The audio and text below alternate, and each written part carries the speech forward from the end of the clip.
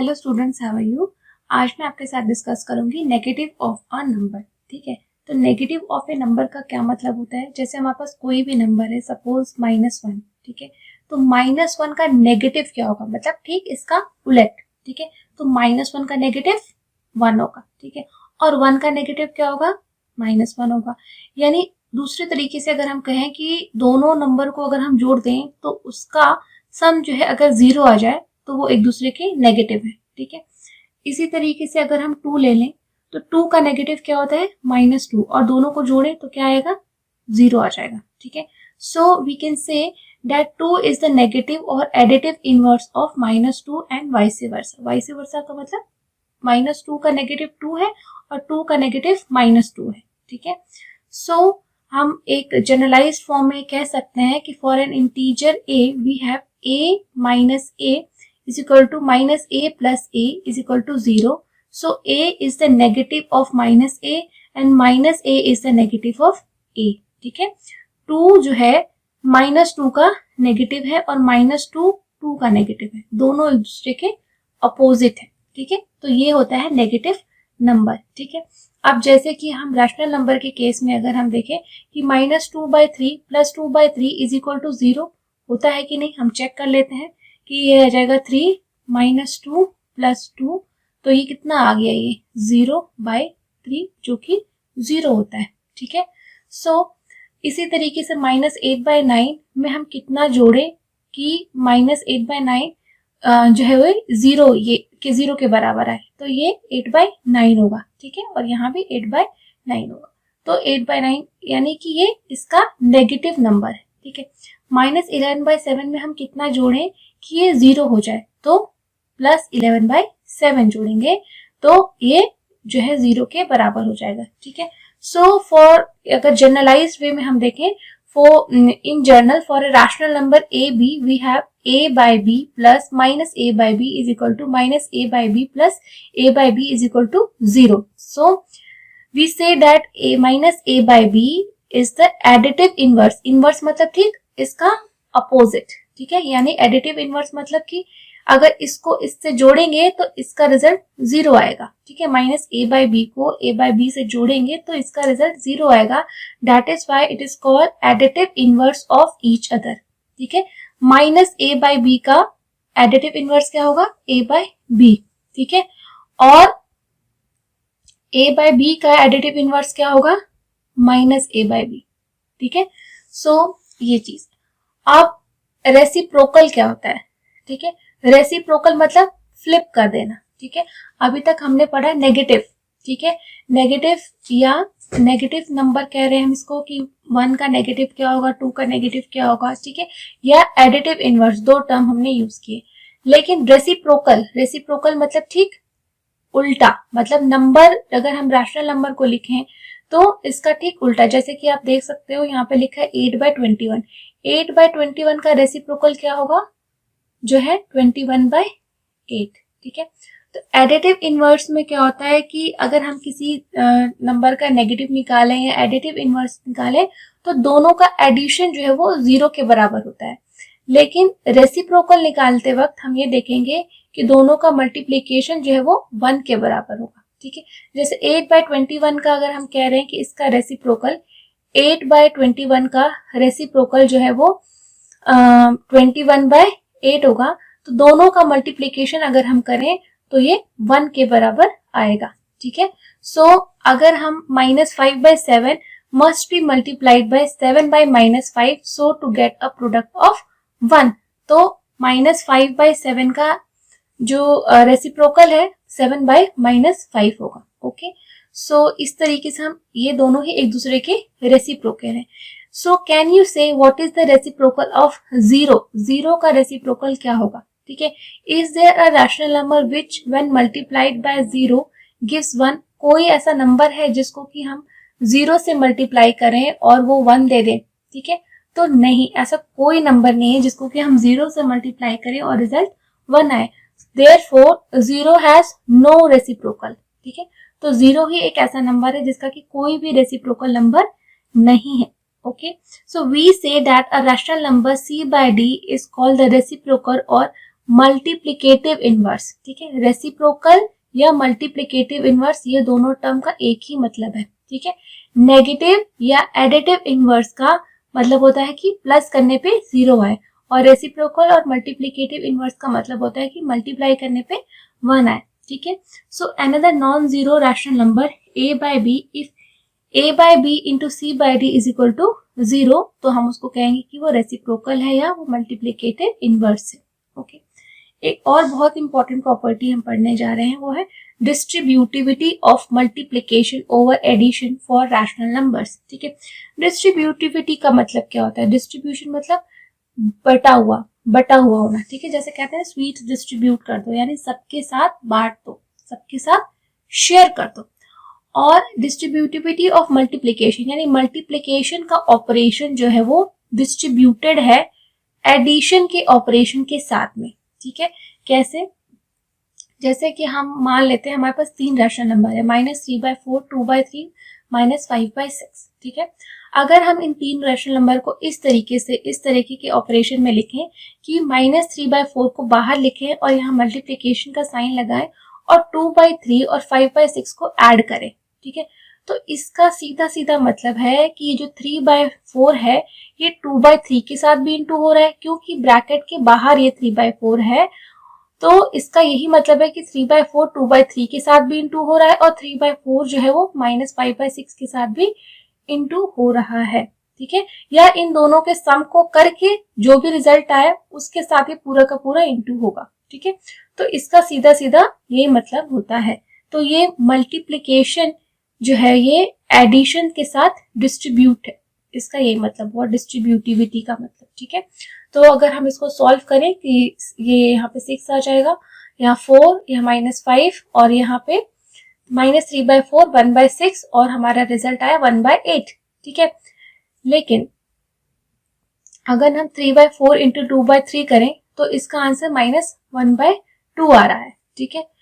तो और इसके अलावा -3/4 इंटू 5/6 करें तो ये रिजल्ट आ रहा है 5/8। इसलिए जब हम इनको इकट्ठा करेंगे, जैसे हमने कहा कि डिस्ट्रीब्यूटेड है वो दोनों के साथ में ही, तो भी हम रिजल्ट को क्रॉस चेक कर रहे हैं, ठीक है। तो एक में आया 5/8 और दूसरे में आया -1/2। अब इन दोनों ही वैल्यूज को जब हम ऐड करेंगे -1/2 और 5/8 को, तो भी हमारे पास रिजल्ट 1/8 आएगा, ठीक है।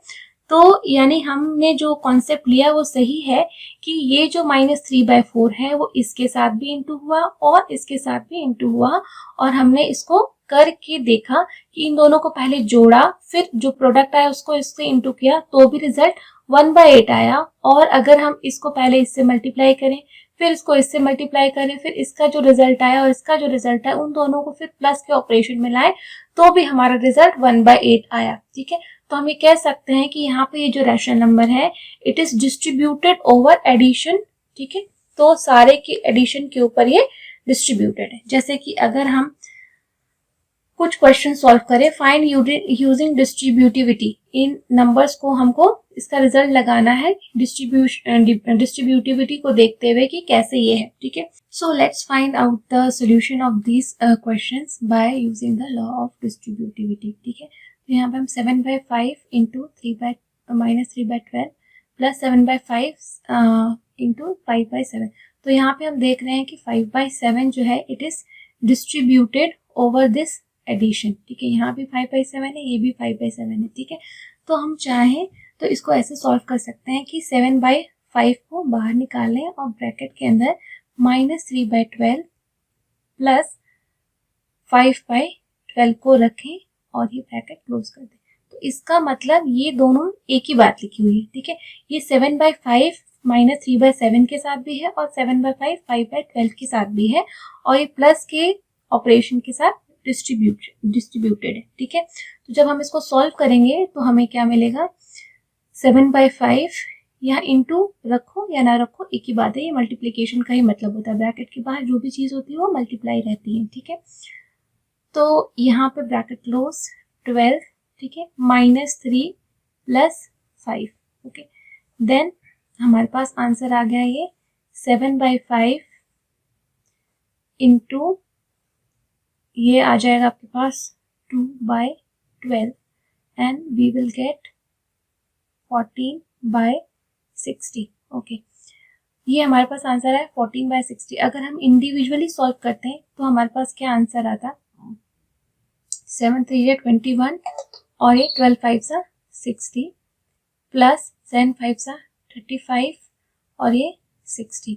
तो जब हम इसको सॉल्व करते हैं तो 60 और ये 4 और ये 1 14/60. तो यहाँ से भी 14/60 आया और यहाँ से भी, लेकिन ये ऑपरेशन करना ज़्यादा इजी था. तो ये डिस्ट्रीब्यूटिविटी का रूल है कि प्लस के ऑपरेशन पे कुछ नंबर डिस्ट्रीब्यूटेड फॉर्म में भी रहते हैं और ये हम इनको बाहर निकाल के अपनी कैलकुलेशंस को इजी कर सकते हैं. सेकेंड क्वेश्चन है, हम इसको देखते हैं कि 9/16 इंटू 4/12 प्लस 9/16 इंटू -3/9. ठीक है, तो इसको भी हम ऐसे इसी तरीके से सॉल्व कर सकते हैं कि हम 9/16 को बाहर निकाल लेते हैं. 9/16 को हमने ब्रैकेट से बाहर ले लिया और यहाँ से ब्रैकेट लगा दिया और ये 4/12 प्लस -3/9. ठीक है, और ये ब्रैकेट हमने क्लोज कर दिया. ठीक है, तो इसको हमने सॉल्व किया तो हमारे पास आंसर आ जाएगा. अगर हम सीधे सीधे इंटू कर दें तो 9 9 2 जा 18 और 9 1 जा 9. ठीक है, तो 9 4 जा 36 माइनस 12 3 जा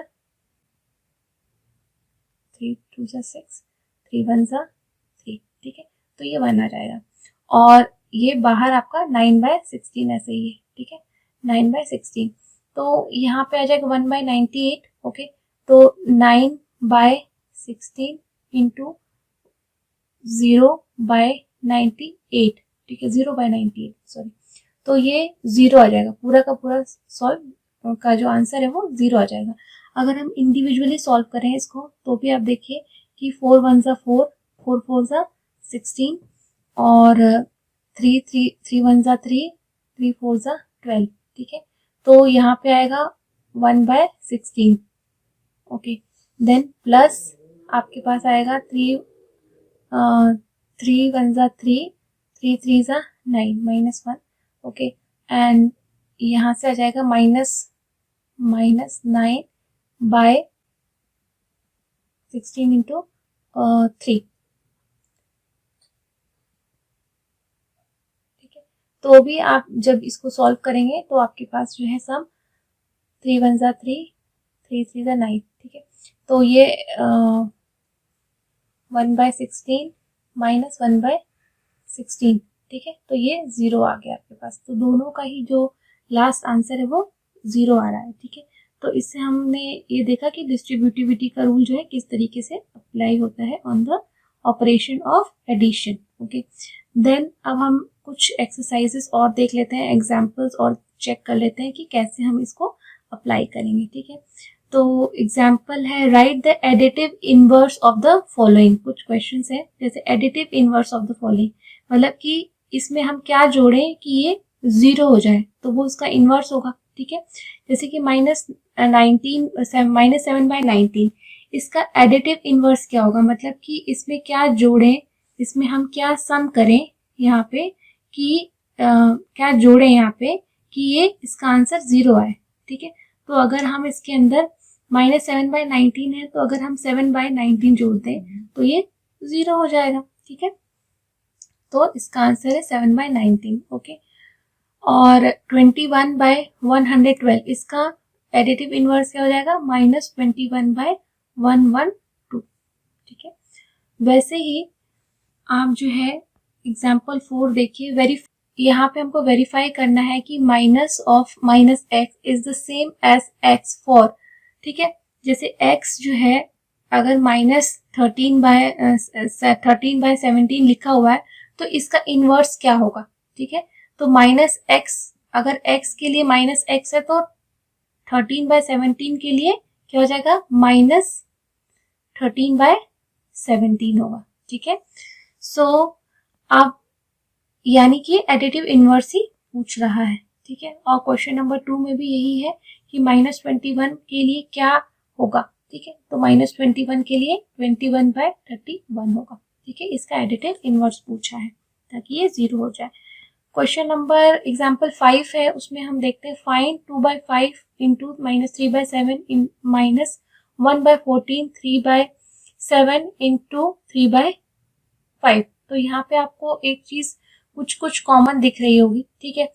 अगर हम जो है कम्यूटेटिविटी का लॉ फॉलो करें, जैसे कि यहाँ पे दिया गया 2/5 इंटू 3/7 -1/14 3/7 -3/7 इंटू 3/5। तो अगर हम कम्यूटेटिविटी का रूल फॉलो करें तो हम इसको ऐसे लिख सकते हैं कि 2/5 इंटू -3/7 -3/7, ठीक है, यहाँ से, ठीक है, -3/7 इंटू 3/5। ओके, सो क्योंकि ये हम इसको फ्लिप कर सकते हैं, ठीक है, 3/7 को इधर लिख सकते हैं और 3/5 को इधर लिख सकते हैं। सो हमने ऐसे ही किया और हम जो है 2/5 3/7 प्लस 3/7 हमने इसके यहाँ पे कॉमन फैक्टर ले लिया और हमने इसको आगे सॉल्व किया डिस्ट्रीब्यूटिविटी के रूल को भी यूज करके, तो हमें -1/2 मिला, ठीक है। तो इस तरीके से हमने इस दोनों ही प्रॉपर्टीज को, distributivity as well as commutativity, दोनों ही रूल को फॉलो करते हुए ये एग्जाम्पल को हमने सॉल्व किया, ठीक है। सो आई होप कि आपको ये क्वेश्चन आंसर डिस्कशन अच्छे से समझ में आया होगा। And still if you have any doubts then you can write your comments in the comment section. I will try to resolve them as soon as possible. Thank you so much.